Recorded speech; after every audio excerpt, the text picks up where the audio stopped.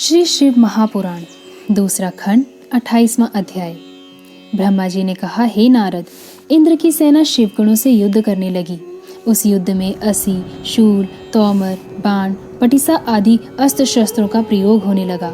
भेरी, शंख, मृदंग, ढप, दुंदुभि, पटह, निशान तथा डिमडिम आदि प्रसिद्ध रणवादों की ध्वनि चारों ओर गूंजने लगी। सभी योद्धा उस युद्ध में अपनी वीरता का अधिकाधिक प्रदर्शन करने लगे।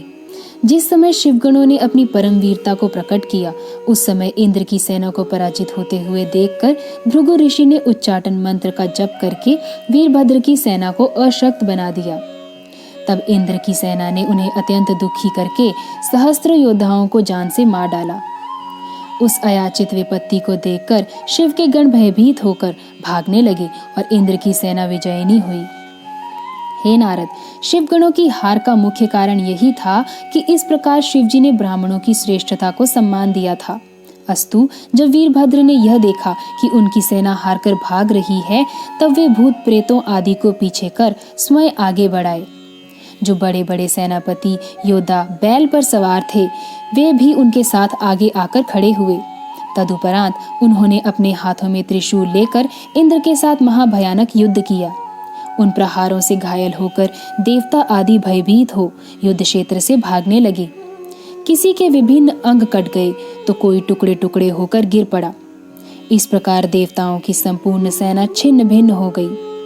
कुछ देवता तो भागकर अपने घरों को भी चले गए। उस समय अकेले इंद्र ही दृढ़ता पूर्वक खड़े हुए युद्ध क्षेत्र में दिखाई पड़ रहे थे। अपनी सेना को इस प्रकार भागते देखकर इंद्र ने अपने गुरु बृहस्पति जी से कहा, हे गुरु, आप देवताओं की सेना के रक्षक हैं। अतः आप हमें ऐसा कोई उपाय बताइए जिससे हमारी जीत हो। यह सुनकर बृहस्पति ने उत्तर दिया, हे इंद्र, विष्णु ने जो कुछ कहा था वही सब इस समय सामने आ रहा है। मंत्र, तंत्र, औषधि, वेद, धर्मशास्त्र, पुराण, विचार तथा प्रतीत आदि यह सब शिव जी की महिमा को जानने में असमर्थ हैं। तुम मूर्ख हो जो बच्चों के समान बुद्धिहीन बनकर उन्हीं भगवान सदाशिव से वैर ठान रहे हो। यह सभी गण शिव जी की आज्ञा अनुसार आए हुए हैं और इस यज्ञ को नष्ट करके ही मानेंगे। इनके सामने किसी का कोई वश नहीं चलेगा। हे नारद, बृहस्पति जी के मुख से यह वचन सुनकर इंद्र के सहित सभी देवताओं को बड़ी चिंता हुई। उसी समय वीरभद्र ने उन सबको संबोधित करके कहा, हे देवताओं, तुम्हारी सभी बातें बच्चों के समान बुद्धिहीनता की सूचक अव्यर्थ की सी हैं। तुम लोग सार वस्तु को नहीं पहचान पाते। अस्तु, इस यज्ञ में जो जो देवता भाग लेने के लिए आए हैं, वे सब मेरे समीप आकर यज्ञ का भाग ले जाएं। यह कहकर वीरभद्र ने एक बार फिर इंद्र, अग्नि, कुबेर, वरुण, सूर्य, चंद्र आदि देवताओं को संबोधित करते हुए कहा, हे देवताओं, तुम सब मेरे समीप आकर अपना अपना भाग ले जाओ।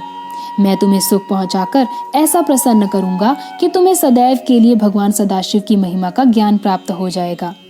इतना कहकर वीरभद्र अत्यंत क्रुद्ध होकर बाण वर्षा करने लगे। उनके तीक्ष्ण बाणों के प्रहार ने इंद्र के शरीर को घायल कर दिया। जब उन्होंने यह अनुभव किया कि वीरभद्र पर वे किसी प्रकार विजय प्राप्त नहीं कर सकते, तो सब देवताओं के साथ भाग खड़े हुए। हे नारद, यह दृश्य देखकर सब ऋषि मुनि अत्यंत भयभीत हो विष्णु जी की शरण में गए और उन्हें प्रणाम करके इस प्रकार कहने लगे, हे प्रभु, हम सब आपकी शरण में आए हैं। अस्तु, आप दयालु होकर हमारी रक्षा करें। उन ऋषि मुनियों की प्रार्थना को सुनकर श्री विष्णु जी ने अपने अस्त्र शस्त्र लेकर युद्ध करने की इच्छा से वीरभद्र के सम्मुख जा खड़े हुए। जब वीरभद्र ने अपने सामने खड़े हुए विष्णु जी को देखा तो उन्हें पुकारते हुए इस प्रकार कहा, हे विष्णु, तुम यहाँ किस लिए आए हो? तुम दक्ष के रक्षक बनकर अपने तेज तथा प्रकाश को नष्ट करने पर क्यों तुले हुए हो? तुमने सबसे बड़ी गलती तो यह की है कि इंद्र को साथ लेकर इस यज्ञ में अपना भाग ग्रहण करने के लिए चले आए। अब यदि तुम युद्ध करने के लिए आए हो तो यह भी स्मरण रखो कि शिव जी की जैसी आज्ञा है, उसी प्रकार मैं तुम्हें अच्छी तरह तृप्त कर दूंगा। हे नारद, वीरभद्र के मुख से निकले हुए इन शब्दों को सुनकर विष्णु जी ने हंसते हुए उत्तर दिया, हे वीरभद्र, तुम शिव जी के गण हो और उन्हीं के द्वारा उत्पन्न होने के कारण पूजा किए जाने के योग्य हो। मैं शिव जी को त्याग कर दक्ष की रक्षा करने के निमित्त यहाँ जिसलिए आया हूँ वह वृतांत तुमसे कहता हूँ। दक्ष मेरे परम भक्त हैं और उन्होंने मेरी बहुत सेवा की है। जब उन्होंने मुझे यहाँ आने का निमंत्रण दिया तो उनकी भक्ति के वशीभूत होकर मैं यहाँ चला आया, क्योंकि मैं सदैव अपने भक्तों के अधीन रहता हूँ। अब मैं तुम्हें अपनी शक्ति द्वारा इस स्थान से हटाने का प्रयत्न करता हूँ, इसलिए तुम्हें भी उचित है कि तुम जिस कार्य के लिए यहाँ आए हो उसे संपन्न करो। जब तक तुम मुझे पराजित नहीं कर देते तब तक यज्ञ के समीप नहीं पहुंच पाओगे। हे नारद, यह सुनकर वीरभद्र ने सहिष्णु बनकर हंसते हुए कहा, हे विष्णु, आप में और शिव जी में कोई भेद नहीं है। अस्तु, मैं तो आप दोनों का ही सेवक हूँ। जो मनुष्य आप में और शिव जी में भेद समझते हैं उन्हें घोर दुख उठाना पड़ता है। फिर भी मैं आपको यह बता देना चाहता हूँ कि मुझे भगवान सदाशिव की आज्ञा का पालन करना है। अस्तु, यदि मैं आपको कोई कष्ट पहुँचाऊँ तो उसमें मेरा कोई दोष नहीं होगा। आप जानबूझकर भी अपने लोक को लौटकर नहीं गए और यहाँ मुझसे युद्ध करने के लिए प्रस्तुत हो गए हैं। अतः आप स्वयं ही मुझे यह बताएं कि इस समय मुझे क्या करना उचित है। यह सुनकर विष्णु जी बोले, हे वीरभद्र, तुम निश्चित होकर हमारे साथ युद्ध करो। इस युद्ध में तुम अवश्य ही विजयी होंगे। जब हम तुम्हारी चोट से घायल होकर अपने लोक लौट जाएं, उस समय तुम जो उचित समझो वह करना। यह सुनकर वीरभद्र ने अपना हथियार उठा लिया।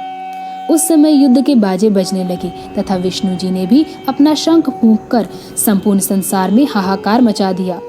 जो लोग युद्ध क्षेत्र से भाग गए थे वे भी फिर लौट आए।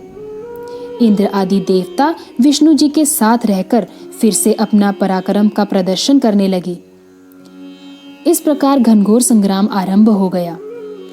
ऐसी ही कथाओं को सुनने के लिए श्री शिव महापुराण चैनल को सब्सक्राइब करें और वीडियोस को लाइक और शेयर करें। धन्यवाद।